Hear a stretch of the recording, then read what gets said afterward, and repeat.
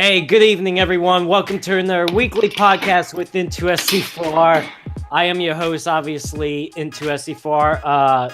Other guest tonight is WhatiFRacing and Black Flags Matter. And we're going to have Danny B Talks on tonight, but unfortunately he could not make it. So we're going to try to get Kamikaze Games on for tonight as well. He hasn't showed up yet, but hopefully sooner or later he will.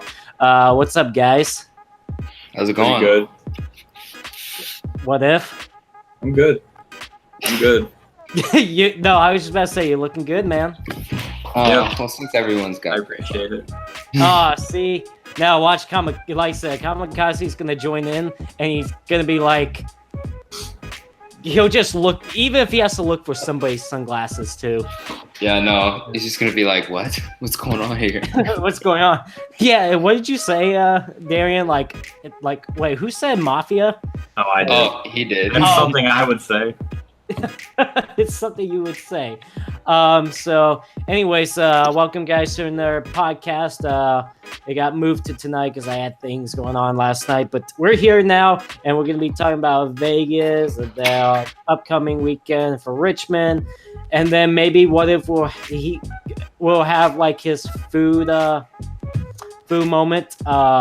We might as well just get into that right now. What if, please? Well, I mean, first we have to establish the lore, like what's going on, like what started me like wearing the sunglasses. I was gonna lay it on you, but you said you wanted me to save it for the audience to know as well. So guys, guess what? You see right there, he's got the webcam now. Last time he didn't have one. He's got it now, man. He should have had it. As long as he's been doing YouTube, he should have had that. Ooh. Yeah. He's got it now, though. Mm-hmm. I'm gonna leave now. just go. I'm gonna go record some Heat 3 videos now. Yes.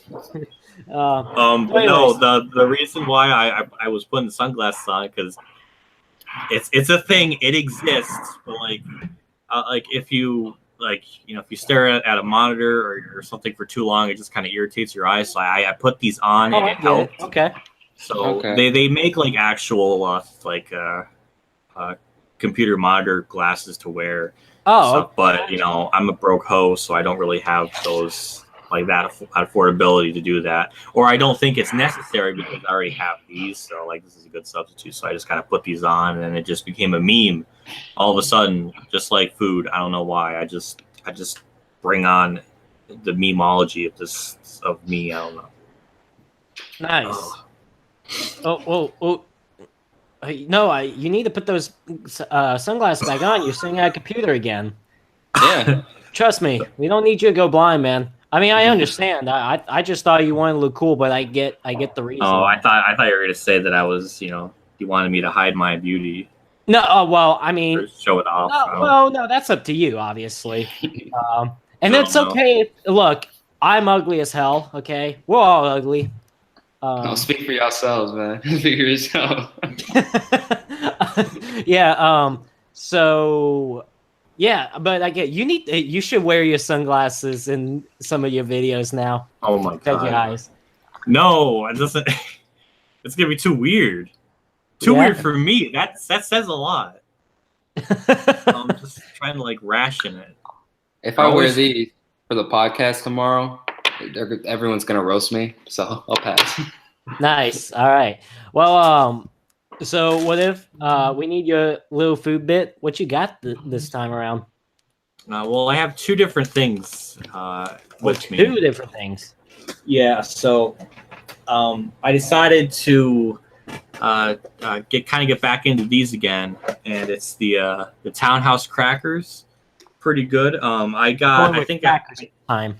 Nice. Yeah. Yeah, actually, I think last week I got the Townhouse crackers that had like one side was like the regular one, and the other side was pretzel, and that was a great combination because it would make your mouth thirsty, and then you drink like water, and then then you drink more water, so everybody wins. You get some good taste in your mouth, and then you get some water, and you drink more of that, so everybody wins. So, been eating that instead of greasy, fatty chips. Jeez, I can't believe I was getting into that. I was getting it's just so bad. So I decided to go with a different route and be a little bit more healthier. So what I have here is baked Lay's chips. Oh, so they're healthier, but there's a big, scary problem with these. And since I have the webcam here, I can What? I thought just ripping your mouth open is bad. I know. Wait, I didn't get to it. That's the scary part. Sorry. Ooh, we're getting fired up again. But no, because see, you see this chip? You see this chip? Yeah. This is what canker sores love to get. Well, not really canker sores, but this will cut my mouth. So oh god, my hands are salty. But that's the scary part of eating these, because while it is healthier, I'm putting my mouth at risk. In fact, as of right now, I feel something in my mouth, and it might form into a cut, which will blossom into a cold sore. So it's a very dangerous risk that I have to kind of do when I eat these, but it is healthy. So, yeah. But also, they're really good because you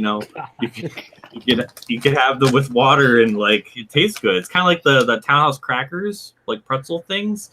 But so it's a good combination. So instead of eating regular chips that are really greasy, you have the baked ones. But it's like equivalent exchange. Like you get healthier chips, but then you get canker sores. So or then your mouth cuts up. So it's scary. So each chip I take, I've been trying to change my chip diet. So because if I eat the bottom of the bag, it starts. I eat the little tiny chips, and then that cuts my mouth up even more. So I have to restrain myself. So it's just really scary. Okay, I live life on the edge. What incarnation? Fatal chips. Fatal chips. God. Oh. Now, what would be obviously those one will kill him. I wonder what chips would. Doritos, maybe. Doritos. Oh my god! Because if you don't chew them hard, all the way and stuff, there's always that sharp one that you always swallow. You're like, oh. So I think those would cut up my mouth the more out of any chip. I think. I will say, when I was driving back home from Vegas, I stopped at to get gas, and I actually got a Doritos Cool Ranch, and I could have sworn I swallowed it wrong, and it was just a couple bits down in here, and it was uncomfortable. I was chugging that water just to get out. It was bad. So that's the scary thing. Oh wait a minute. Kamikaze is here. South Dakota in the house tonight. The least Dakota, by the way. He has his webcam off. Maybe he's trying to get his sunglasses game on. I don't know.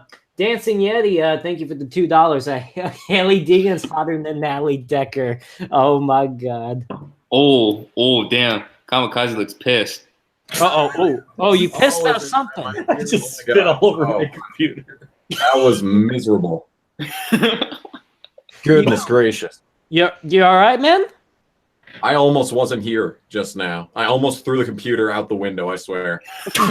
Why? What happened? I want to hear it. Because it's chugging. My God. I mean, it took long enough to open Chrome. I'm just sitting here. I'm looking at a blank screen. It's just a white screen. I'm like, okay, that's not Chrome, but you're trying, computer. I'll give you that. You're trying. Nice.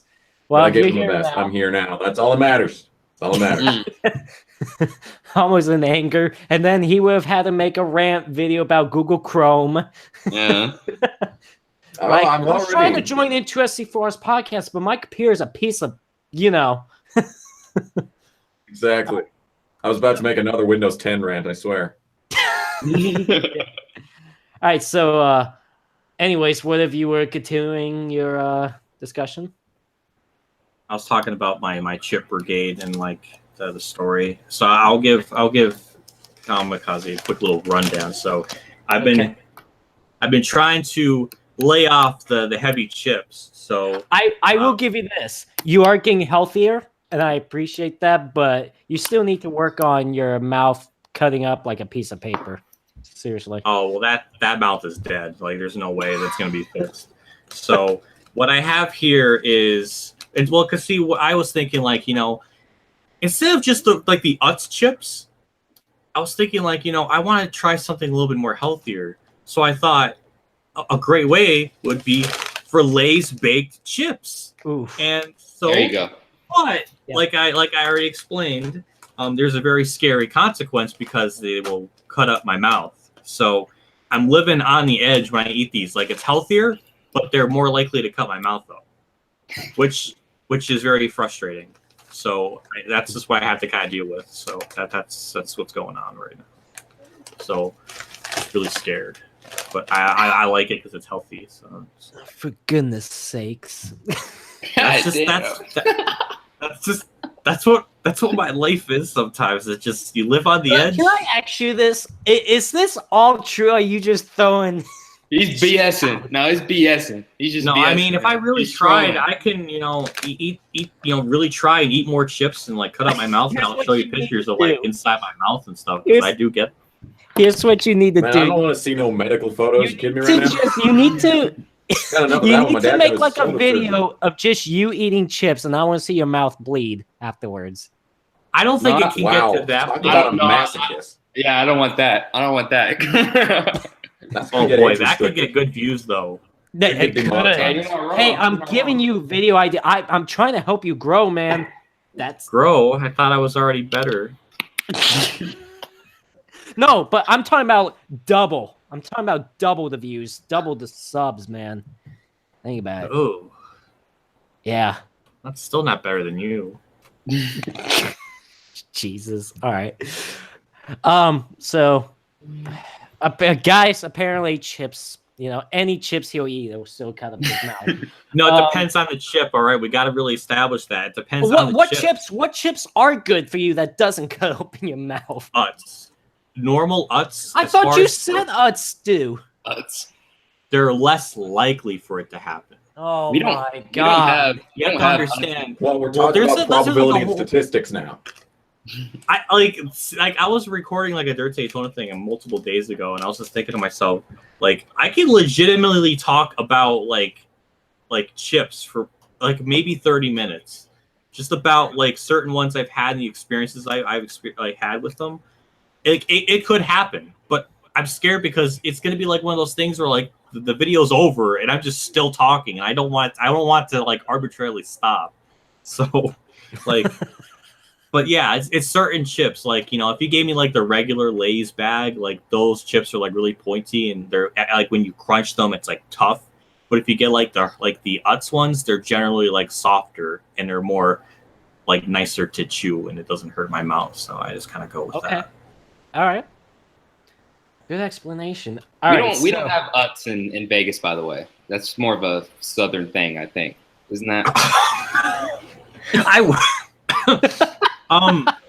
They're not from the South, but I know they're in the Northeast. I think that's where they were founded. You know what? To be honest with you, so I went to it was like 40 miles out of Vegas when I stopped. It was at a Chevron that has like 96 pumps, on the 15 freeway. I know what you're talking about. Yeah, I stopped at that big place. I forgot what it's called, but I literally I thought I saw like a bag of Utz chips. I'm like, dude, I gotta show this to him. I gotta show this to whatever. And I was disappointed. Didn't see it. If I did, I would have bought some. I would have bought a bag to see it. You would I would so like. Do I don't know if it's in my budget. I don't know what to do with my hands. But no, it's just like I was just thinking to myself, like, if I had it within the budget, I would like mail you a bag of chips. But like, there was one time when I was at the bowling lanes and my parents were there and they didn't have money to eat, so I gave them $10, and I never felt so bad in my life to give $10 to my parents to have something to eat, because that was $10 of my money. I could have went to McDonald's and got stuff, or I could have got 2 bags of family-sized Utz chips for that amount. So it was really kind of like yeah, I did something good, but it just it wasn't really worth it. All right, because can I just say one thing? The chat's really up in arms about the fact that I don't have sunglasses on. And I mean, I have some in my car, so I could go grab some, but it's going to take like 2 minutes. If you really want to see me with sunglasses, I mean, come on, chat. Yeah, make your voices heard, guys. Do you want to see Kamikaze with sunglasses on? Hell yeah! Yeses. What if said it's like we're joining a mafia or something? That's what it is. I came in here and everyone's wearing sunglasses. Like, am I getting interrogated? If I walked into a bad situation? They're saying yes, man. They're saying yes. All right. Yeah. Well, I'll go run and grab some quick. Yeah, we totally are the mafia right now. Now, the only thing we need right now is our trench coats. Oh wait, that's something else. Oh, yeah, that's something else. We can do it. We can do it. No, not tonight, but it can happen at some time. While I'm gone, I'll treat the audience to a picture of my public relations textbook. How's that sound? Okay, cool. Nice. I'll just sit right there. There you go, camera. All right, now there you go. Okay. Right back. I like that host better. Well, wait, what does that say? What's this book say? Public relations. It says on the back, light crispy crunch sprinkled with sea salt. Public relations. 65% less fat. Say hello to crunchy goodness. Chris says I look like a Persian drug lord. Nice. Let's see. So waiting for Kamikaze to come back. I guess we can start talking about the Vegas weekend. I would say the entire weekend. Damn right. You're damn right. Oh, that's yeah. No, the entire I don't wear a hat. Was insane. All three races were. The truck race was insane. The Xfinity race was insane. And surprisingly, the Cup race was actually pretty good as well. So let's talk about the Cup race for a little bit. What's your takes on it? I was honestly going into the Cup Vegas race kind of expecting a good nap, and unfortunately I didn't really get that. But yeah, it was surprisingly entertaining. I feel like the big factor of why it was so much more entertaining was just because of the ridiculously hot temperatures, and it made the track slicker than normal, so it elevated the race. And maybe because it was the first playoff race, people were just going ham and just kind of just going for it. So.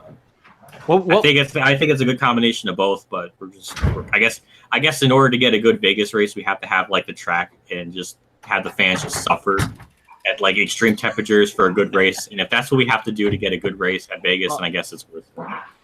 Yeah, Kamikaze is back. We're about to see it, maybe. All right, here we go. Right. Oh, okay. Here we go. Here it comes. We'll get your cameras ready. Oh.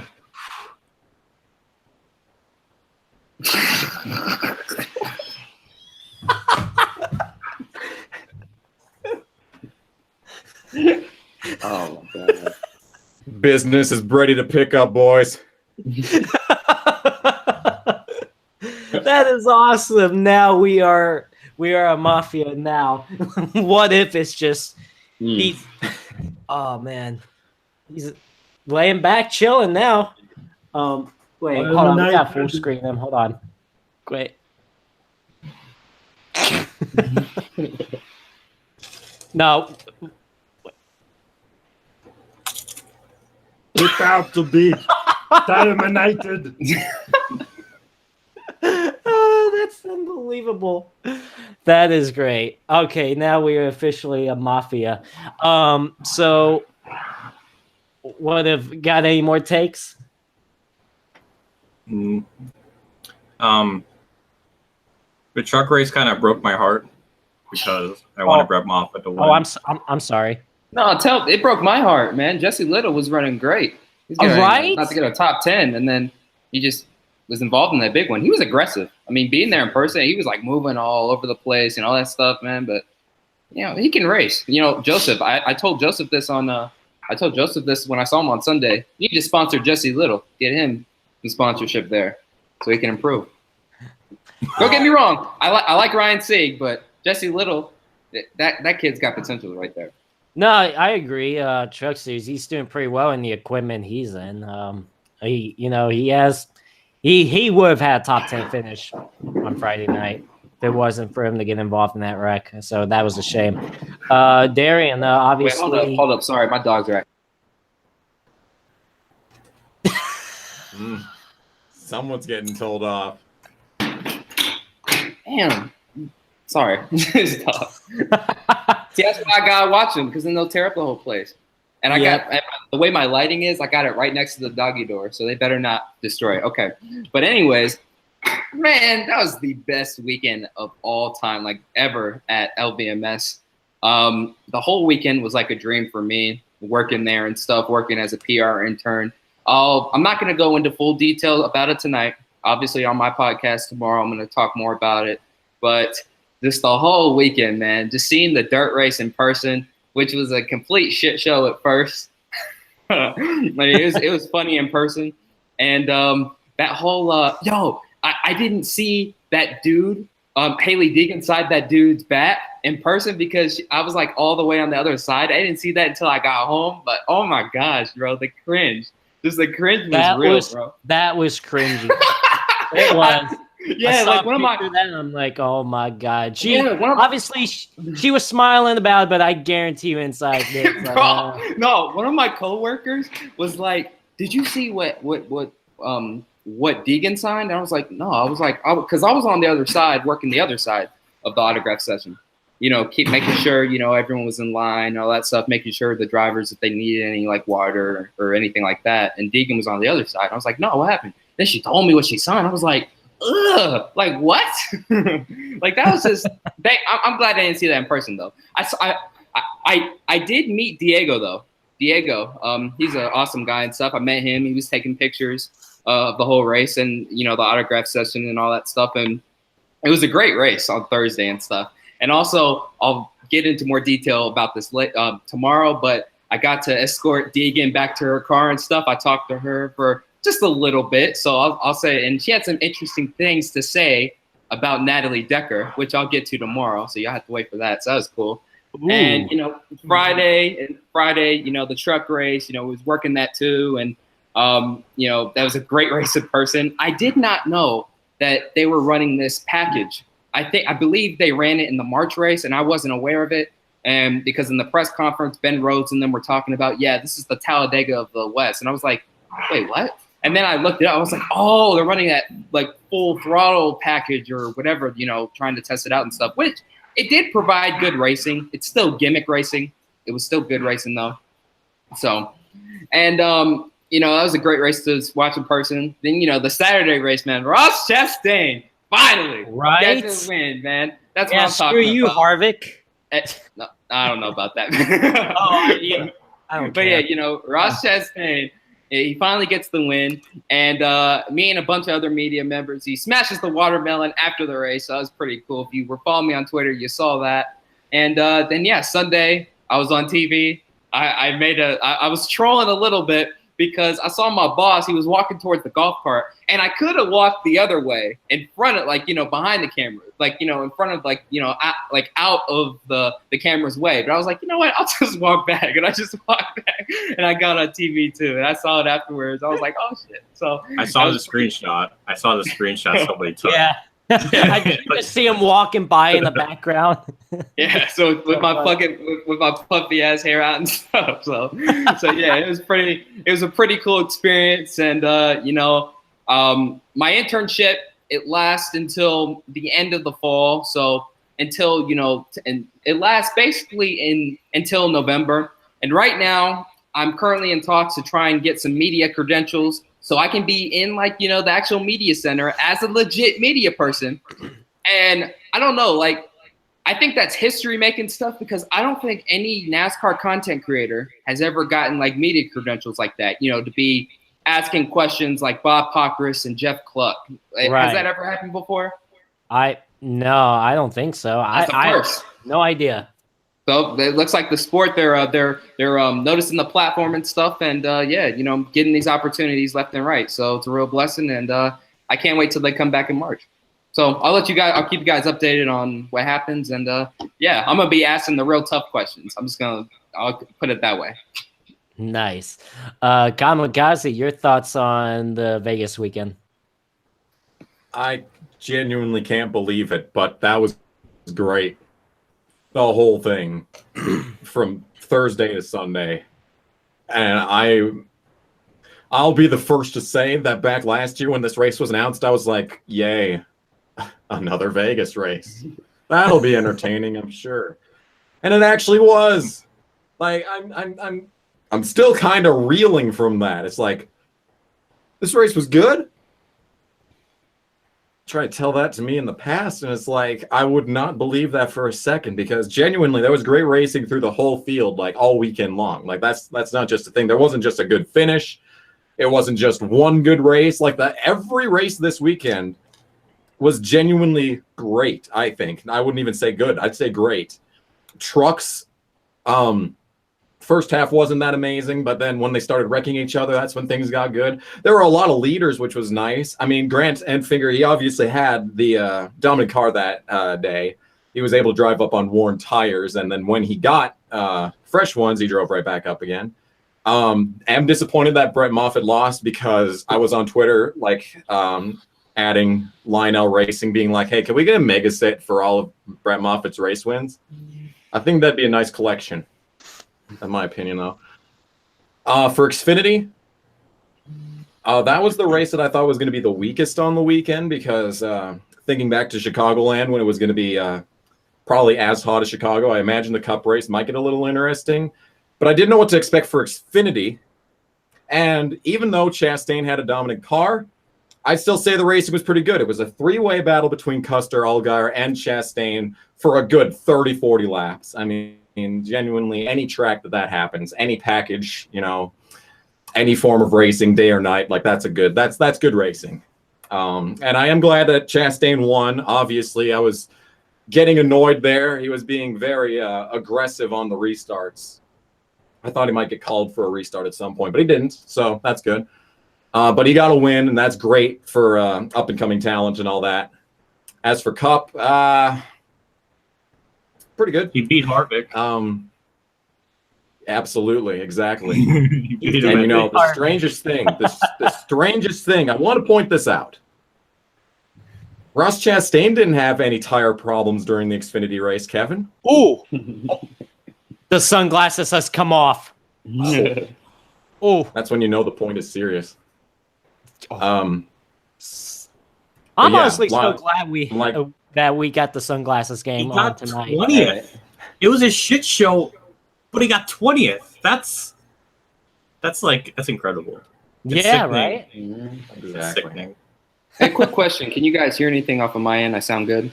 Yeah, you're good. Okay, all right. I'm just making sure, because like my computer, it's like, I don't know, the fan's running on there. And the last time that happened, it sounded like a freaking airplane on one of our podcasts. All right. Yeah, man, it's just the whole weekend was just awesome. The dirt race was honestly the best race of the whole week, in my opinion. But that's because I actually got to saw it. I still don't agree with that. That should be live. You know, there should be a NASCAR network where all these races should be live and stuff like that, you know. So a lot of people were like, pissed. Like, so I was like working with the social media girl at LVMS, and like they were like tweeting at the racetrack like it was their fault. Like, shame on you guys. Like one of these tweets said, shame on LVMS for not broadcasting there. I'm like, it's not our fault. It's not. No. Yeah, I mean, man, gotta get NBC to broadcast these K&N races, but we get to see it on Thursday. Right? Rerun. Yeah, you get to see it on Thursday and stuff, and I mean, just the star power I saw all weekend and stuff. You know, I couldn't like ask for a selfie or an autograph or anything like that. I had to keep it strictly professional, act like I've been there before. I mean, I can introduce myself. I can say like hi or whatever like that, but that's about it. So, you know, seeing, you know, all the Cup guys basically in the press conferences and all that stuff, and just them walking by me and all that stuff. Like, I watch these guys on TV all the time, and just seeing that was like really cool. And what's funny is when I was at Harvick's, like when I was at the care center, outside the care center, Tony Tony Stewart was right beside me, and I didn't notice him until last minute. So I just take a look because Harvick had just wrecked, and then I was like, oh, like there he is. Like so I was like, oh, that's cool. We were standing right beside each other and stuff. He's a little short guy too. I'm taller than him. A little short dude. All these Cup drivers are short, man. All of them, really short. They look taller on TV. That's the thing. I agree. Gregson's short as hell, and Riley Herbst is short as hell too. All them guys. Riley Herbst is short. I've met him one time, and he is. They went to Gorman though. I was like straight up. I was like, wait, so you guys went to Gorman? Like, yeah. Like, right. What? Gorman High School is like the rich kid school out here, and they always recruit for football and all that stuff. And yeah, and I don't know. No one likes them out there unless you go to Gorman. So yeah, I agree. Yeah, I thought the race weekend was pretty good as well. Of course, I only went to Sunday, but I was able to watch the truck race Friday and Saturday. And yeah, the truck race on Friday was good because of the draft package. Of course, it's still a little gimmicky. I can agree on that. NASCAR could still provide better racing without like that draft package or restricted plates. But it still provided good racing. Saturday was a shit show, I agree. But it was so awesome to see Ross Chastain win. Throwing a watermelon down, it was pretty nice to see. And then Sunday, yeah, I went to the track Sunday. Got to meet you, Darian, which was pretty cool. Of course, hopefully I'll see you again in March. You're pretty short, too. I am short. Yes, I am. I'm 5'6", 5'7". Yeah, I'm pretty short. Yeah, I was guessing. Yeah, I'm a short dude. And you know what? It's funny because like the times I've met people that are taller than me, they're like, wow, you're pretty short. I'm like, yeah. Yeah. Pretty much. But the Cup race, I went on Sunday and it was hot. I mean, I got there at the track on Sunday morning around 6:30 and it was like already in the 80s. I'm like, yep, it's gonna be one hot one. Like, there was a decent crowd for Vegas September race, to be honest with you, because most of the people were like in up in the top row of the seats, sitting underneath the press box, basically the broadcast booth.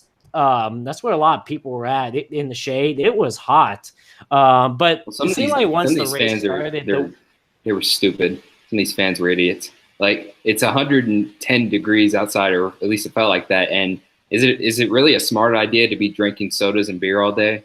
Like, no. How many people? I saw about 4 or 5 people being carted off. There was actually, we had a meeting today, like a weekend meeting. And I think on Sunday alone, there was like 80 people in like the care center. Oh my God. I'm like, you guys are idiots. Like, drink water. I mean, what? I mean, like, even the tracks warn them, like, stay hydrated and stuff. Obviously, soda and alcohol ain't gonna do it. What are you doing? I don't know. It's I had like logic for you. That I bought like at 1.5 water bottles because I wanted to. Wait, you bought 5 water bottles? At the racetrack? Yeah. You spent like $25, didn't you? It was that hot, dude, and I've man. had problems before in the past of dehydration, and I wanted to make sure I didn't have that issue. But then I do see these people get carted off. I'm like, what are you doing? Like, I mean, obviously it's their fault that they should stay hydrated. I mean, I feel for them, but like, there was this one woman that was just almost face down on the ground. It was that bad. No, it was in like behind the grandstands area. It was that bad. It was so hot. It was even hot underneath there too. But dude, I was on the track. I was like on the track all 3 races and stuff. Like the Saturday and the Sunday race, like for pre-race, and oh my gosh, it was bad. And we had to like the workers and stuff. We couldn't wear like shorts or anything like that.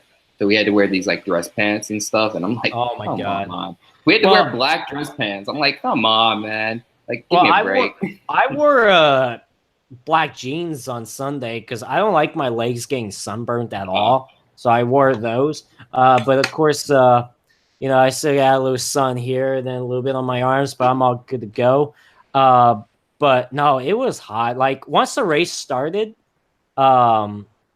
once the race started, this breeze like came in and it stayed for most of it. It was pretty nice, but no, still got to see a good race. I was honestly glad that I decided to show up because I only made that plan to go to the Cup race on Sunday, a couple weeks ago.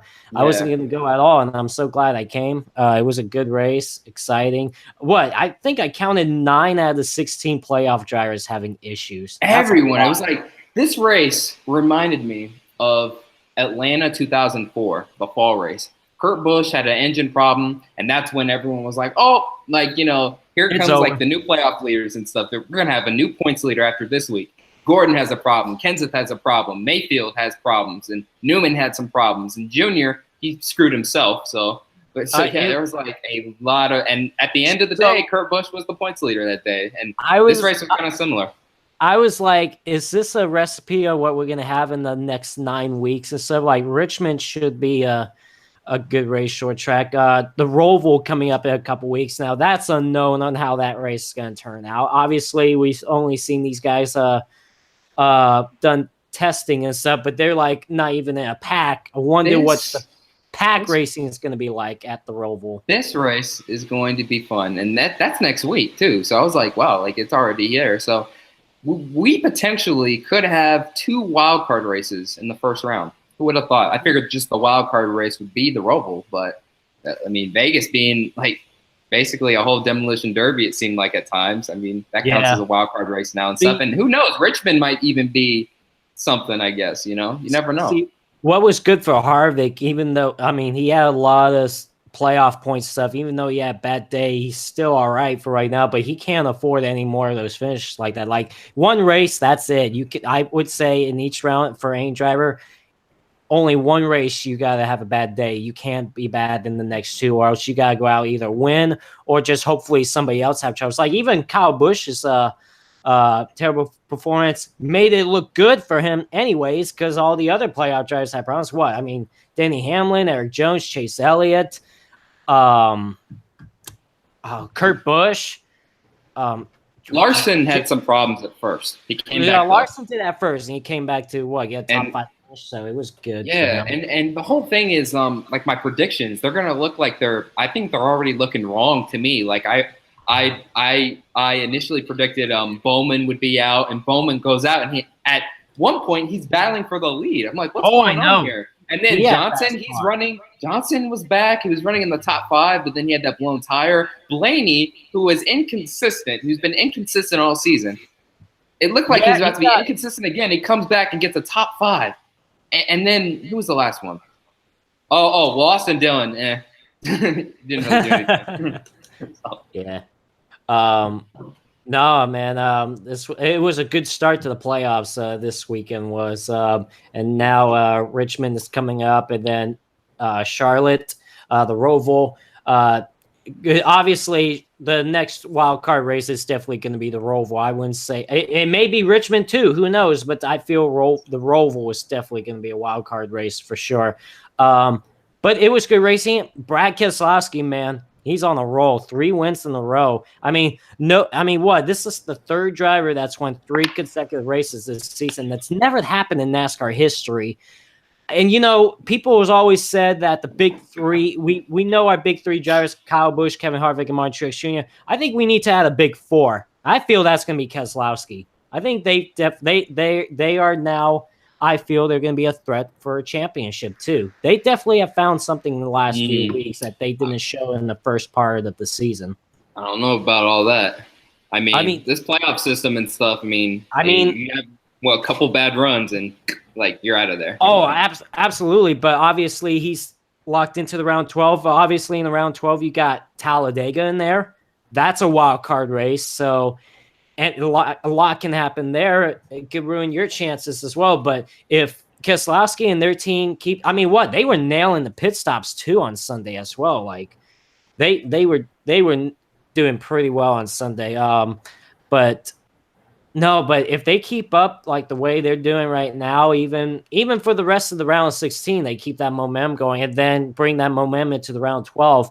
They keep that going. They're going to be a threat for a championship as well. So, I mean, I can see him maybe be the big one, maybe a big 4 driver, but we'll see. I want to see what happens in the rest of this round first, and then maybe we could think about, okay, we gotta watch for Keselowski because he's going to be a threat. I feel like he's a threat right now, but a lot can still change. Obviously, not for the rest of this round because he's locked into the round 12. But but we'll see what he does in the round of 12. Obviously, but he's got to get through the next 2 weeks, and obviously, he hasn't really performed well at Richmond's not really one of his best racetracks, but that can change on Saturday.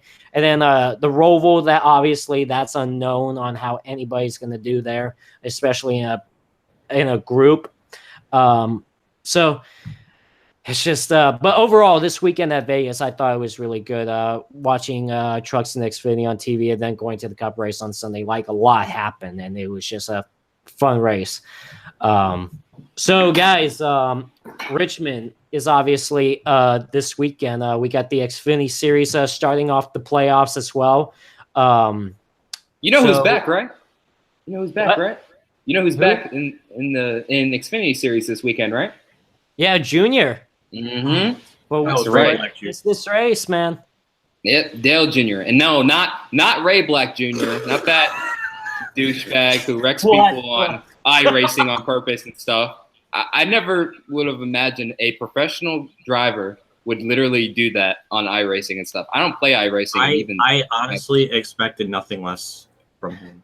He is such a scrub, and I'm so proud to admit that years in advance. Like, I remember 2016 at Homestead, he cheesed it, caused a big mess for the championship because freaking Cole Witt just stayed out, and then that was a shit show. But yeah, Ray Black was like the origin of that mess, and it's just, oh my god. Why is he even there? Why is he even money? there? Good question. Money. Yeah, probably.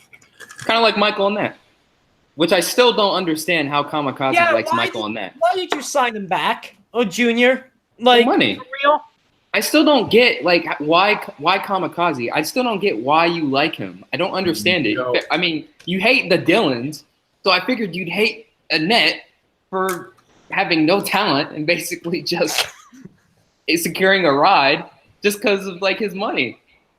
All right, so everyone's always yelling at me about this, and let me get my full opinion out. This may take a while. Oh boy. So. The sunglasses. Gotta do what you gotta do. Get those chips ready. That's right. Ready, because he knows it's gonna get the chips ready. It's gonna be a good show. So so back in the Cup Series. Oh, all right. I see how it is. Just leave. Leave. I see how it is. You don't care about my story? What? Come on. What? I got a drink. I understand. Thirsty. It's just for making me thirsty. Oh my god. All right. So go ahead. Back in like 2015, when wasn't it 2015? Yeah, it was 2015 when Boyer went over to H. Scott and replaced Allgaier, and I've been an Allgaier fan since 2009. I have the journals to prove it. Not on me, but so that pissed me off, and they kept Annett, even though I think he literally had 0 top 10s in 2014. He did. Which is pretty impressive, not going to lie. Pretty impressive. You're 0 top 10. But they kicked Allgaier off the team, and it's like, okay, that's driver development right there for you. So that annoyed me. So that made me hate Michael Annett a bit because, like, why are you even here? Like, the thing is, in 2014, he drove for Tommy Baldwin, and he wasn't even that bad. Like, I liked him in the 7. He drove it to a good few top 20s, and like Baldwin's not exactly the most amazing team on the circuit, right? Right. So it's Michael Annett still. I don't like it. I don't know. That was 2014. How was I supposed to know he'd take up a spot at Junior Motorsports? Gosh, like out of all the young guys, you could have so many other drivers. Like Brett Moffitt could be in that ride right now, but you got Michael Annett taking it up. All I'm going to say is if I ever get media credentials and if I interview if he's like on the podium and stuff, like answering questions, I'm going to grill his ass straight up. I'm sorry. I'm sorry. I'm like that George. You get that George Foreman grill and you grill it. All right, that's all I want. I'm sure it's dying. Okay, so back Casey on Mears. Casey Mears. He could be in that 5 car. All right, go ahead. Oh my, that 5 car. No, it's not. It's. See, we have to understand if we take out the leeches in the cup series in Nationwide, Michael and Annett we already have like at least a win or 2. That is more than I can say for. I don't know. That was my only point. I got my list here. I'm gonna bring it up. Oh, he's got a list. You're on my list. It's more than Ty Dillon. The point is that I said in the weekly podcast when I was in Minnesota and getting attacked by dogs, I said that if you change his crew chief, he'll improve. And since they changed his crew chief, he's gotten 2 top 10s. Don't even start. Don't even start. Don't even start. Don't start. 2 top 10s. Wow. And championship equipment. Wow, round of applause. Wow, round of applause. He started last at Bristol and got 7th. Come on.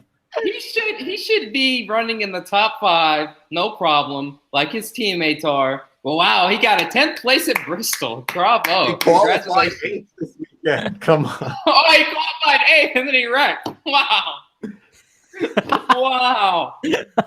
Oh my gosh. He changed his crew chief, so he got 2 top 10s. I think we all need to take a seat back and remember that Michael Annett, I think, as far as his stat book is for Xfinity, is on the same tier as Paul Menard. So we got Moneybags 1 and Moneybags 2. So they're like intertwining really difficultly to like figure out like which one is better and which one is like less talent. So I just want to make that point that maybe Michael Annett, maybe it's not him, maybe it's the car. Like maybe it's not him, it's you, like a relationship thing or something. That's what I would kind of factor it down. I mean, you take anybody in that 5 car and nobody can do anything with it. I mean, look at Danica Patrick. She was in this. No. Come on. I know what you're doing. Don't it was the old gen bodies. That's why that 7 car didn't do good. Once they updated the bodies, then it started doing good. It's not really anything. It's not about the talent. It's about the car. I understand. Well, Michael Annett has like barely like out of 10. Like, okay, let's say like NASCAR had like a rating system, kind of like NBA 2K. He'd be a solid 68, with a potential of like 70. That's how bad he is. Oh my God, that's like passing in my grade school book. I mean, overall, if you play 2K, that's trash. But you see, this is why I like him so much, because all of this criticism. I can relate to it, all right? I can relate to it. I get stupid comments on the FNAF video all the time. I know what it's like to be hated. I don't hate him. I don't hate him. He's just bad. Like straight up, he's just garbage. He's led 9 laps for 2 straight years, which is more than he did in 2013. Okay, that's actually pretty damn impressive. He is getting better. He's driving for Junior Motorsports. To be one thing. His average start got better this year. His average start got better. I think his average. What's his average start? 17.8. Wow. And last year it was 19.3. So. Oh man. 1.5. Well, it's weird because like every other year he does better and then he gets worse. So it's like if we had like a bar graph, it would just continuously go up and down. So I don't know what it really means. On October 3rd, when my strike is up, I will be live streaming on my my Black Flags Matter gaming channel and stuff. I'll be doing NASCAR Heat 3 content and all that stuff. I will do a championship seasons for Xfinity in that series with Michael Annett, by the way.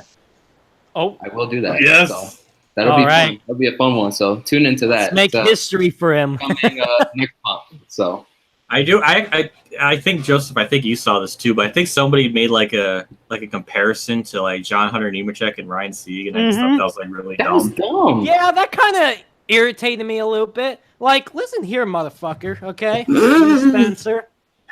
Why would you damn compare John Hunter Nemechek, who's made 13 starts in the Xfinity Series? Obviously, he's in top equipment. That 42 team's got full-time employees. Everyone's full-time employees. Don't they only have 4 or like 3, something like that? Yeah, and Ryan Sieg Racing has like 4 full-time employees. Most of them are part-time, and yet you're comparing somebody that's only made 13 starts compared to Ryan Sieg and even Jeremy Clemens, who's made every start this season. Like, really? Are you kidding me right now? Go ahead. Okay. I was so irritated by that, and I had to retweet it. I had to say what I had to say. I was a little bit upset by it. I read it, and I was compared to Thule, Spencer. Okay. Yeah. When I first saw it, I just kind of thought like it's kind of like common sense. Like it's not really fair to compare like those 2 types of drivers with big time equipment. Here's the only 42 team that is in top equipment. They got all the money that they can actually run. John Hunter Nemechek can run in every race in that 42. But Nemechek was ahead of Michael Annett. That's how bad he is. No, they're in that 42 is top equipment. Obviously, they can have winning races and championships if it's one driver, obviously. But like, here's a Ryan Sieg and Jeremy Clemens that's they're struggling sometimes financially, trying to get sponsorships. They don't have they only have like a few employees working full time, and you're gonna compare those 2? Come on, Lee Spencer, really? Pissing me off. Like a journalist or something. I thought like the only comparison that's justifiable is like most logically is whoever is in that 42 for that team. That's why everybody keeps making the comparisons from Ross Chastain and John Hunter, because they're in the same car, same equipment. So that's a fair comparison in that sense. Not like a lower funded team to a higher funded team. That's not even fair. If you want to make the comparison to see Clemens as far as driver talent, that is a-okay, but not with Hunter. Yeah, maybe he should have gave a little more context into the comparison. Like it just seemed like random.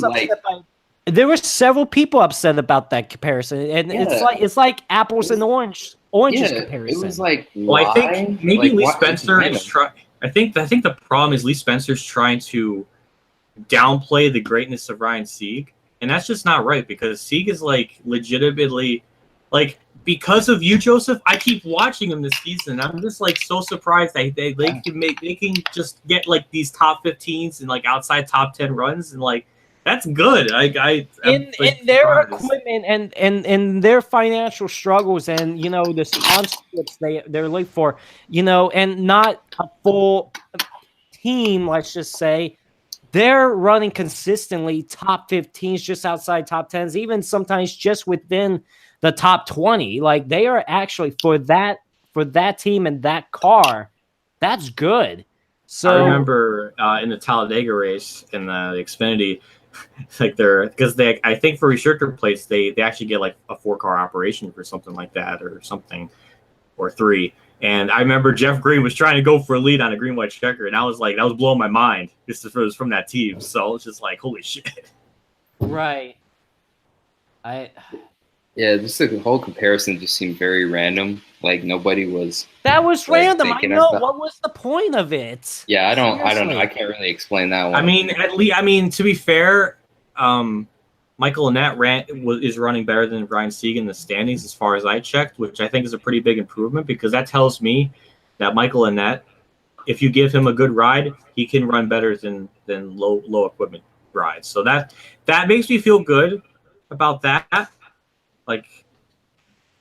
all I can say. Yeah. He can run. He's running in the top 15 in championship level equipment. Yeah. Awesome. It's like I said, if it was a comparison between Ryan Sieg and Jeremy Clemens, that's one thing that makes sense. But in that comparison, you just don't compare a top equipment team to a low equipment team. You don't do that. That's like apples and oranges comparison and stuff. don't know. That upset me a little bit. Like really? Like, and you're right. It was just so random. It was a random comparison that he just posted. Like, why? Like, what was the point of the comparison? And there were several people I'm reading replies, and they're like, why? I don't know. I wonder if the guy realized, like, he saw your quoted tweet and was like, oh yeah, he sponsors him. Yeah, I hope he did. And if I saw him in person, I would have said something to him about it. Like, it sounds like you have a crush on him. Hell no. I wouldn't blame you because Sieg looks like he has the dopest chin I've ever seen out of anyone. So. Okay. Moving on. All right. So, anyways, guys, Richmond is this weekend. Speaking of Xfinity Series, obviously, the Xfinity Series is starting off their playoffs this weekend. My pick to win the championship in the Xfinity, you can't go wrong with Justin Allgaier. He's going to be champion. I mean, he's having the season of his life in the Xfinity Series, and it's just awesome to see. So I really hope Justin Allgaier goes all the way and wins the championship. Nope. Not gonna happen. No, Christopher Bell is the champion. Yeah, you can't beat him. Yeah, you can't beat him. I would say, for the most part, it's going to be between those two. Yeah, it's going to be a good show between those two. I think Centric's going to make it to Final Four. No, and also, he does it like he did last year. Do not leave out. Do not leave out Ross Chastain, because I read somewhere where Richard Childress is thinking about giving him more rides during the playoffs. Yeah. So that would be insane. You start off with an underfunded team, and then that would be insane. It just shows how much I hate this playoff system, because I like consistency. I want him to win it just to cheese it so bad. Like I think he has he has the potential to do it, but he doesn't deserve to win a title if he's running 12th all season. His stats, just imagine. I just can't wait doing a championship seasons video on him, and it's like, well, his 2018 championship stats are this, like 2 top 5s, something like only 6 top 10s, and an average finish of 13.5. Like what? These aren't championship stats. Come on. Right. Oh. Well, Kamikaze, got any picks for Xfinity Championship? Well, I mean, I hope it's Allgaier, but I'm sure something will happen because it always does. He had no speed at Homestead last year. That's my problem. He was the slowest of the championship and would have finished 4th out of them all probably if Hemrick didn't have engine issues. So that's my main concern. He was decent in 2016, but so much has changed since then. So I don't know. Hopefully he has speed, but yeah, he's gonna make it there first, obviously. He had 5 career wins heading into this season. He has 5 wins this year. I didn't know that. He has 31. He should have 45. So. Oh my! See, I'm looking at my computer now, and it's pretty risky. But I have my Xfinity. I have it on my notepad. Xfinity winners with no leeches, and it says here, Allgaier by at least 2017. By the end of 2017, he should have 27 wins. Wait, where do you have that at? It's in my notebook, but I also have it written on my notebook here. I have it all down year by year of the highest finishing Xfinity regular. How many does Bubba have? I think he should have 4 or 5. I think he has 2. If I laugh it. Wow. Let me check. Because I think it was Chicagoland 2015. He finished 3rd. I have him as 2, so yeah, he should have 2 wins at least. That's cool. I know there was one weird stat where Brad Keselowski would have won 19 of the some odd races in 2009 or something. So wow, that's kind of sickening. Well, technically, wouldn't he be a couple each then? Not in 2009, because the way I was factoring it was if you're a couple each, you have to at least run more than 50% of the cup races in that season, and Brad really wasn't doing it at that time. He was still sort of part-time. I mean, I just think of that Talladega win. I'm just like, Cup driver, but no, I know he got more rides from Hendrick at the time, so that helped out. But he wasn't really full time because that was the 25 car, and that was only like a select amount of races. So that was well under. That 2009 GoDaddy scheme, that was like one of my favorite schemes of all time. I agree.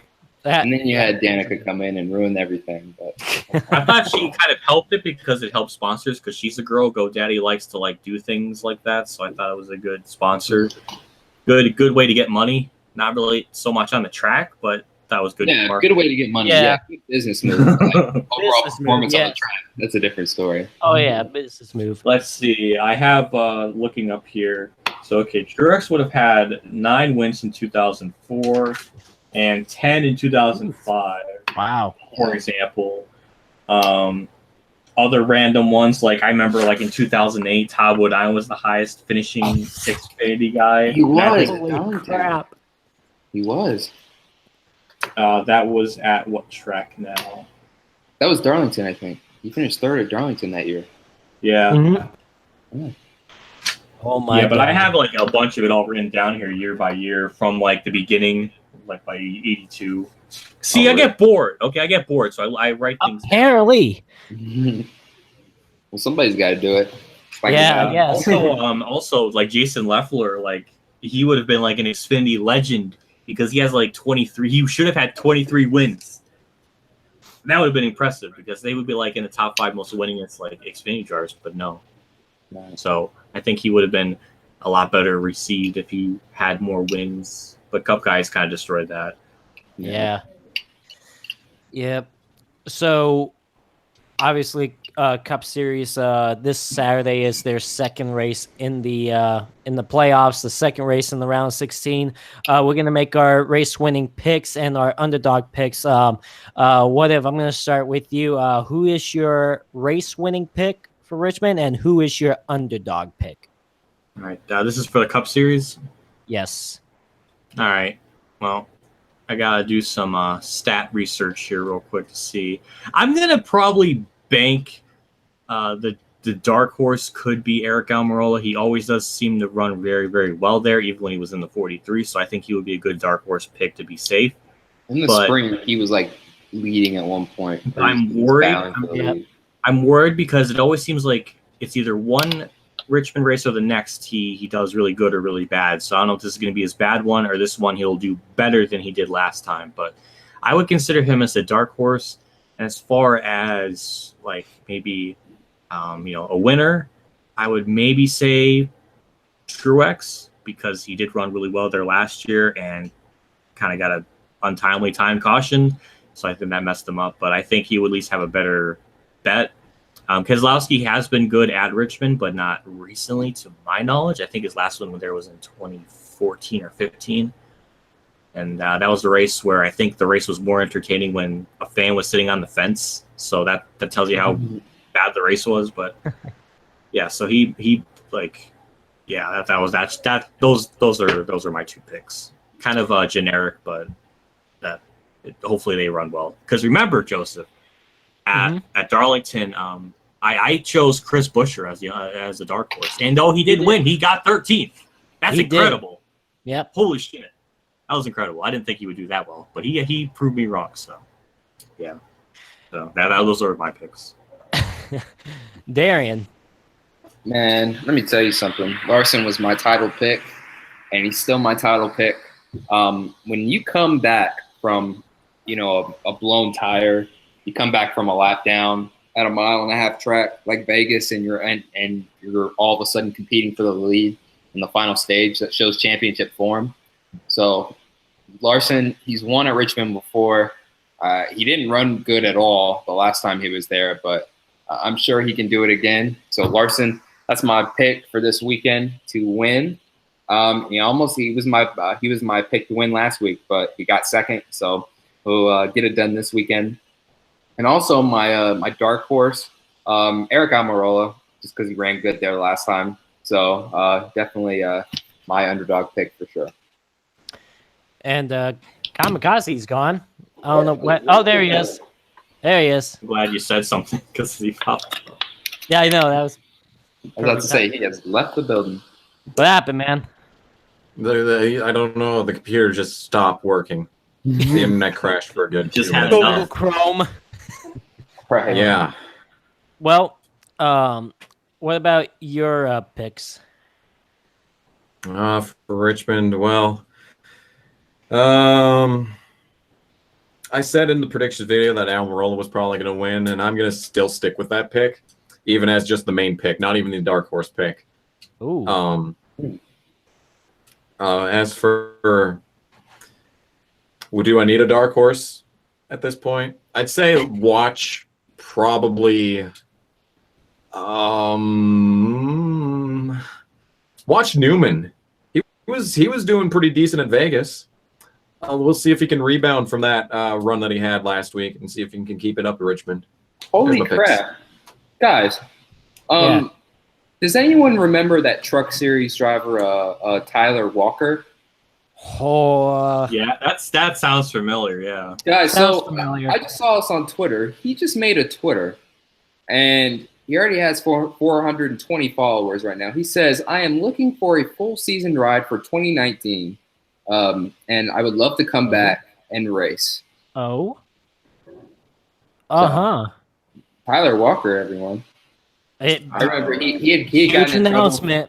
He had gotten in trouble for drugs at one point and all that stuff. I always like to see a feel good story and stuff like that, and yeah, that means yeah. Hopefully, somebody will give it to him. But we'll see what happens. Yeah, we will have to. I bet you he'll get picked up like by DJ Cop in '83 or something, or like Motorsports. Yeah, something like that. That'd be cool. That'd be a feel good story to see him back there. Yep.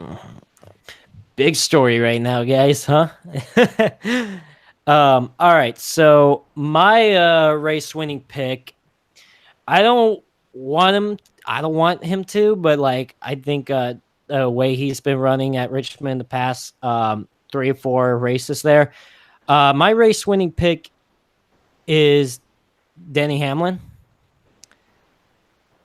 Yeah, I'm going to pick Denny Hamlin as my race winning pick. My underdog is going to be another Joe Gibbs driver, and that is Daniel Suarez. So Denny Hamlin and Suarez is my 2 picks. Race winner Hamlin, underdog Suarez. Oh, and also, I'm just scrolling on Twitter, more news. Kamikaze, and I think everyone will love this. This is from ESPN. Wrongful death lawsuit filed by parents of Kevin Ward Jr. against Tony Stewart has been officially dismissed. Oh, good. Jesus. That should have been dismissed. It only took 4 years. 4 years. 4 years, okay. 1 month. 4 years. Hey, but that's 49 months. I mean, they couldn't wait till the 5-year mark. Make it special, like the 5-year anniversary. Then they can end it. That's messed up. That's messed up. Oh, Jesus. All right. Well, there you go.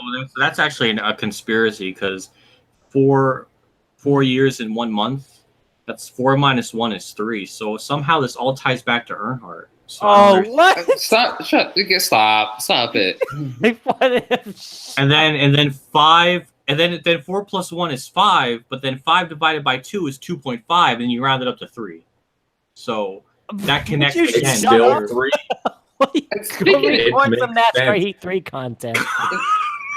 And speaking of Earnhardt, did anyone see that tweet last night from that troll? He was like, he tweeted at Joe Jr. He was like, "It's your fault. You're so selfish. You're running second."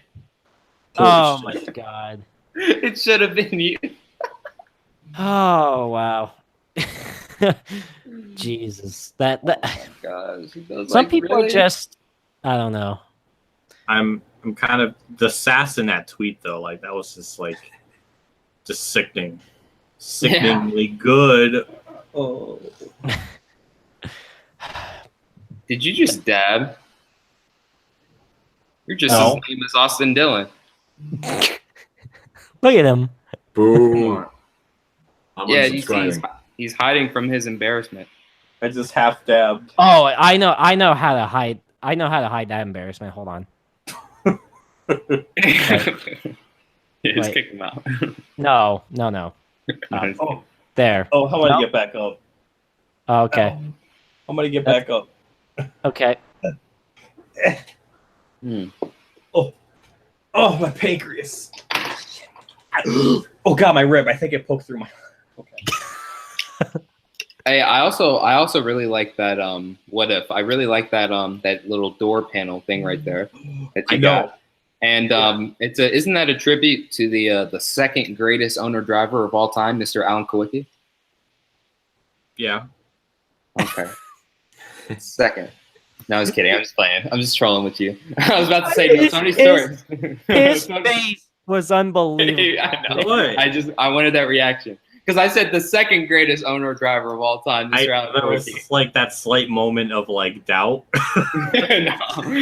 I just want to get a reaction. No, I was about to say we all know Tony Stewart's the greatest owner driver. No, I'm just kidding. Alan Kulwicki, of course, is the greatest. Yeah, actually, I was just thinking about this 2 days ago, and I was just thinking to myself, I have this like bizarre, like fascination with the number 7 because we have Alan Kulwicki, and then we have the 7 because it's synonymous with 7, and then I like a Justin Allgaier, and he's in the 7 by pure chance. I liked him long before he was in the 7, but that was just pure chance. Then we get to another driver I like, which is Corbin Forster, and he's in the 7. So now we got it's like a thing, and I just never really thought about it, and it just blows my mind. Corbin Forster was in the top 10. I remember in that final restart, he just tried to go for it. Or no. What happened was he was like coming all the way from the back on the restart. He pulled like a Kyle Busch from 2012 in the Bud shootout, and he was just like everyone was taking the green flag, and he was already going full speed. I was like, oh my gosh, like he's gonna get a top 10. I'm pretty sure he got a black flag for that because the last restart after that one, he was like in 28th. So probably. But when it happened, I was like, "That's my man right there." Yeah, that's my man, going for it. That's so stupid. I thought restarting, passing on the outside lane was fine. NASCAR. It doesn't matter how fast he's coming through, huh? Well, he was on the inside. That's the problem. He didn't on the inside. Okay, well, he really tried to like tease the system and it didn't work. But I think he should try the outside line next time. It almost worked. Yeah, he should try the outside. Now that ever since I follow Ryan Sieg now. I almost said Ryan Reed, but that's pretty embarrassing, honestly. Because I'm thinking about that. That's why. Like Ryan Sieg, like I always kind of like look at like the back like drivers and stuff, and I always kind of like what to like imagine like what other random things go on that they don't show on TV or something. Because like that Corbin thing I didn't know about until now. So like I would love to know more of these like stories from like just like lower backmarker teams or just stuff, because the cameras are never on them. So I'm always like trying to find it, because like I'm looking at my old TV here and I can't see anything on the ticker because the ticker blocks it off because the TV's so old and it's like it just doesn't work. Right. So I'm kind of just like squinting, thinking like. I'm like, okay, I know where Corbin is, but I have to like look at the counter. And I'm like counting down, like, okay, that's position 1, 2, 3. Where's Corbin? What position? So like, it's hard. So it kind of hurts my eyes a little bit. I mean, it would be great if these TV networks, when they're broadcasting races, like maybe you have different parts of like the race where like, okay, we'll be talking about the top 10. And maybe for a little bit you talk about the top 15 or the top like something like that. It'd be cool to kind of divide it up into sections. But if you remember in the mid 2000s, like right around like 2006 and stuff, they always did the spotlights before the race, and they always seemed to kind of focus more about the pretty much I think everyone. But I always thought that was kind of neat, because I remember one of their spotlights was a Brad Keselowski, who went through many rides at that time. So it was kind of, interesting to see like those spotlights and other sorts of things. So I wish they did more things like that, because I think it'll be kind of cool. Yeah. Yeah. Well, yeah, you take into consideration like even someone that just attends one race per year and starts in parks or DNQs, like all the background that goes into that, like calling up sponsors, and they don't even get to race that week. It's like there's a story in every single one of those every single truck in the garage, every single car in the garage. Like, I just think like a little editorial, like on race day or something, just talking to one of these guys in the back, that would be fascinating. Just to get a behind the scenes look at backmarker life in NASCAR. I think that'd be great. Yeah, really, we don't have too much of that. I mean, we got very tiny glimpse of it. I remember there was that YouTube video from one driver that raced in the Busch Series or Nationwide in like a lower, funded team and stuff, and he just kind of shared stories with that. But I would always love to, hear more stuff like that. And I guess that's kind of name. Oh my goodness, I have to look it up. But it was like, I don't even know. I don't remember, actually. I know there was a little story he kind of did. I just don't remember. I bring up specifically like D&Q people because I remember there was a segment during the Daytona truck practice way back in February where they talked to a bunch of those backmarker teams. I'm pretty sure like Jennifer Jo Cobb got an interview on that, I want to say.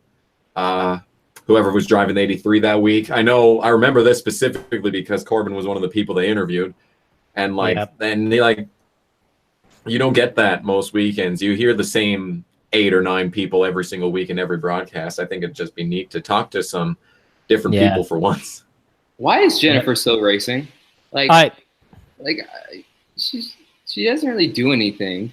I mean, I'm glad she's there. Really doesn't. It's like she's just there. You know what I mean? The only reason she's still racing is because she owns the team. I don't think if her team shut down, like nobody would just say, "Hey, we need to sign her." You know what I mean? Or maybe they might for marketing. I think she ran an Xfinity race in 2015. If that means anything. The only reason I know who Jennifer Jo Cobb is not only because she's a woman, but because in 2011 she had that whole thing where she didn't want to start in park and yada yada yada, and they kicked her out of the car and all that stuff. And, ugh. That was terrible. I remember that. I actually. Well, yeah, I remember. Yeah, I wish NASCAR can, like the broadcast. I agree, can focus more on even the back markers too. Right. At some points of the race. What kind of baffled me is when your Lombard Bros Gaming was on Ryan Sieg's car. I thought that would be some kind of segment or be mentioned because I thought it was kind of a big thing because honestly, there's been no NASCAR YouTuber of any kind to be sponsored on a car like that. So I thought that would be something worth mentioning or be like, hey, this is the first time it's ever happened. This is cool or nothing like that. So it kind of bugged me a little bit. It's because the sport is ran by a bunch of old people, old dudes who don't understand how YouTube works and stuff. They don't really recognize the platform or anything else other than NASCAR's YouTube channel and stuff.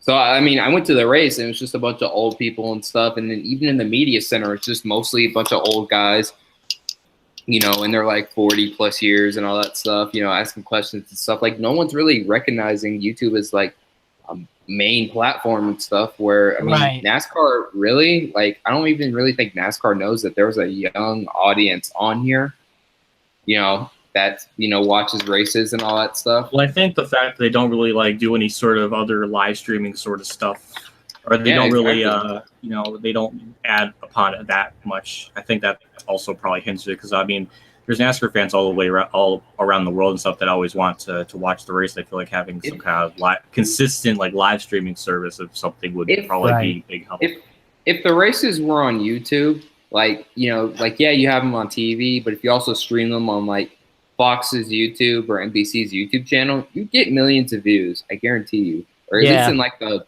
100,000s at least. I remember when you bring up NASCAR's YouTube channel. I want to make a point about this because you take a look at their YouTube channel and you can tell they don't know what they're doing. They don't know how to properly utilize it. Yeah, you just get a random dump of videos from a year ago. Yeah, just once, you have this right here. You could do so much with this, and yet you don't. It's frustrating to watch. I agree. Stream. I mean, I know they upload the full race a couple of days later, but for NBC side or Fox's side, start broadcasting them, start live streaming them. I think they can do so much with on the YouTube side with that, and they could easily maybe get 100,000 views You can make a lot of money too. I mean, a lot of sponsors will everything's shifting to the internet. You just plug in sponsors. I mean, you could have live coverage of the K&N series and like ARCA. ARCA is about to, they're about to be officially owned by NASCAR too. So you could do that too. Do that and then get those super chats set up. Yeah, that's what I'm saying. Honestly, NASCAR needs every bit of traffic that they can get. So I think this would help them, like in this situation. I think it would be such a big help. Yeah, but like I said, it's ran by a bunch of old people who have no idea how to work the internet, who probably shouldn't even be on the internet because they don't know how it works. Run NASCAR. But, see, I think it's because I think this all kind of just brings us back to the point that, low key, Ben Kennedy should be like the president. Because be the CEO. It's fresh blood. Yeah. He's running the truck series pretty good so far. He hasn't ran that into the ground.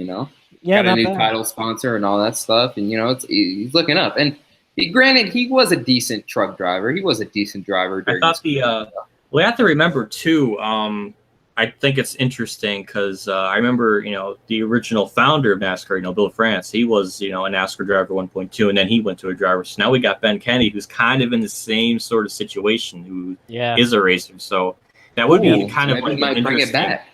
It's like full circle sort of thing. So bring it back. Would be, if it does end up happening, would be very curious to see how that would play out. Because as of right now, it seems like he's doing good as far as managing the truck series. I mean, the entry list is getting better for the trucks, and I was getting concerned at some points because they lowered it down to 32 driver or field and everything, and they were barely getting that. And I think not even 2 to 3 years ago, they were sometimes even getting as low as 28 driver fields. So it was getting a lot lower. Last year, Texas, I think Canadian Tire had 28, but every race this year has had a full entry list. So. That's an improvement. Hey, he should run the whole damn sport. He'd probably be really good at it. I'd be if they announce tomorrow that Ben Kennedy is going to be the permanent CEO, I would not have a problem with that. No, I wouldn't. I think the big worry is that he still isn't. I think what would probably be the best transition thing to have happen is have Jim France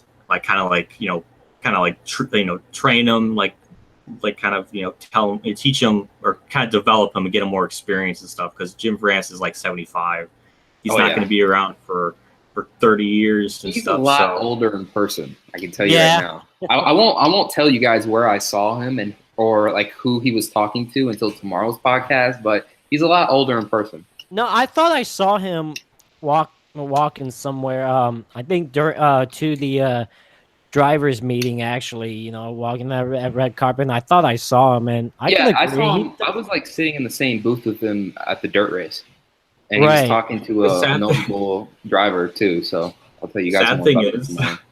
The sad thing is Brian France dropped the ball and the bar so low that just showing up to a race just already kind of makes you it's better. Good, but then it's bad. It's kind of sad at the same time. It's that should be a common thing that should have been done already, but. Yeah.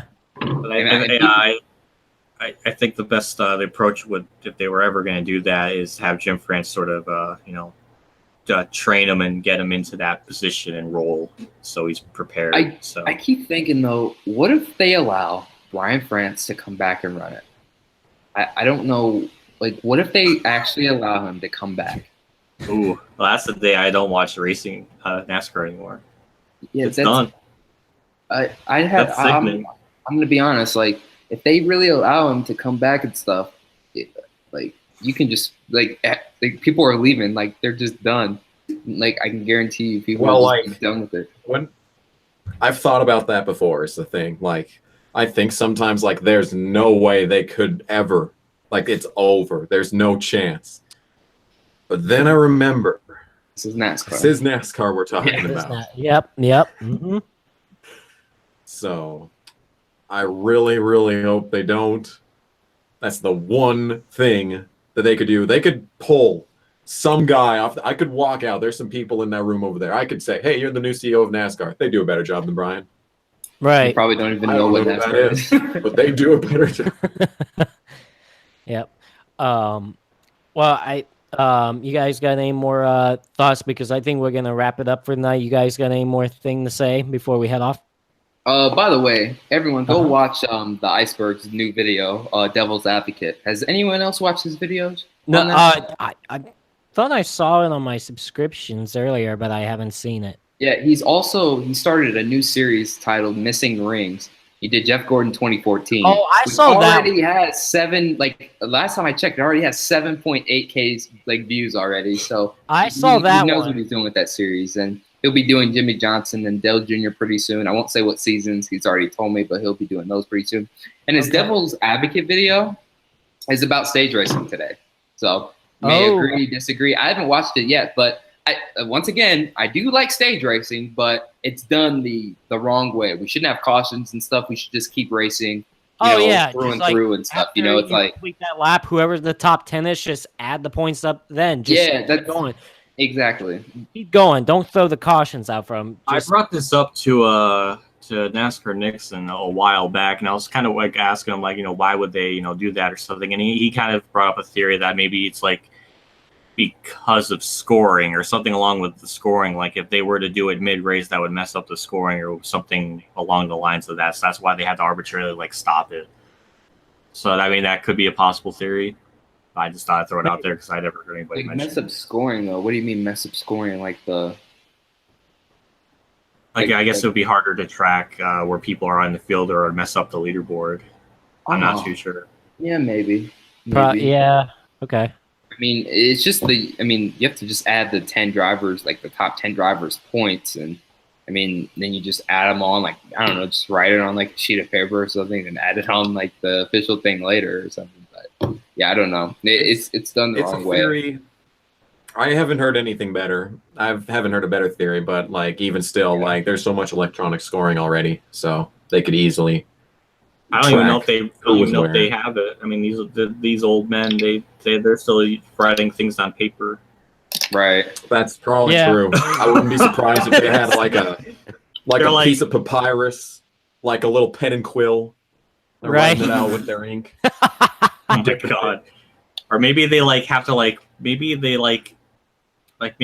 it's like a certain thing, like if like only Brian France can write it down on hand, and like since he has like the lazy eye, it's like really hard for him to like really write it down.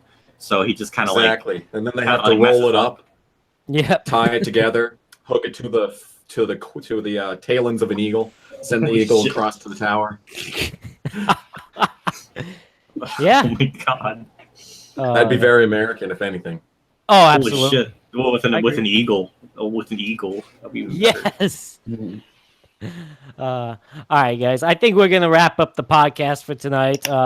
What if Darian and Kamikaze? I want to thank you guys for joining tonight. I know Kamikaze, you didn't plan to come on tonight, but I appreciate you coming on tonight.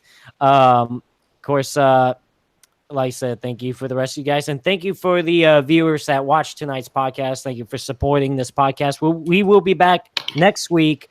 We'll be talking about. I didn't hear him. He cut out. Did he say I'll be back? Really? Oh, that was perfect timing, and it cut out. I hate the internet. I hate the internet. I hate this computer. I hate everything. I'm done. Dude, you're in South Dakota. There's no internet there. So I'm respecting a rant video. Only cows. I'm expecting a rant video sometime next couple of days. Anyway, so hold on, put your glasses on before we leave. Yeah, absolutely. Oh my god. Good. I don't want to poke my eye. All right, guys. Anyways, we're gonna go off for the night. We'll be back next week with another podcast. Jacob Palmer, thank you for the $2 donation. Anyways, you guys take care. Have a good night. Joseph Lombardi, Kia, N2SC4R. We will be back next week with another weekly podcast with N2SC4R.